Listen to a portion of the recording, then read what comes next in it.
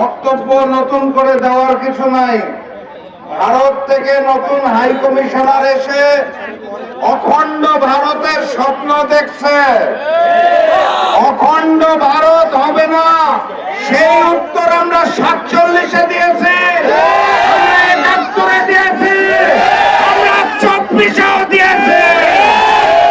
এই বাংলাদেশের স্বাধীনতা এবং সার্বভৌমত্ব নিয়ে যারাই খেলতে যাবে তাদেরকে দাঁত ভাঙা জবাব দেওয়া।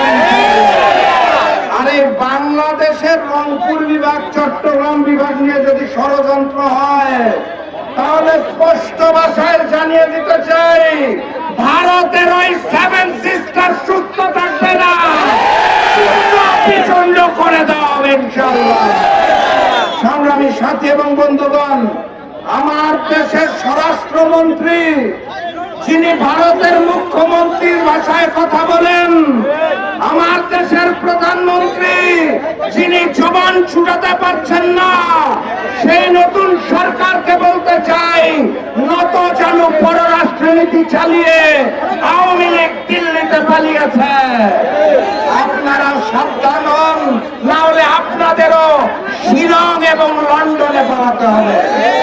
সংগ্রামী সাথী এবং বন্ধুগণ, বাংলাদেশের আনাচে কানাচে ভারতীয় দালাল এবং রয়ের এজেন্ট যারা আছে তাদেরকে চিহ্নিত করুন, সকলের বিচার প্রকাশ্যে হবে ইনশাআল্লাহ।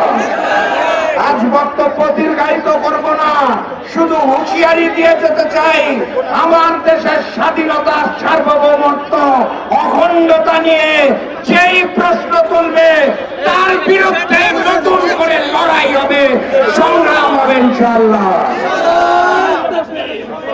সংগ্রামীর সাথী এবং বন্ধুগণ, একটা স্লোগান দিয়ে শেষ করে দিতে চাই, গোলামি না আজাদি।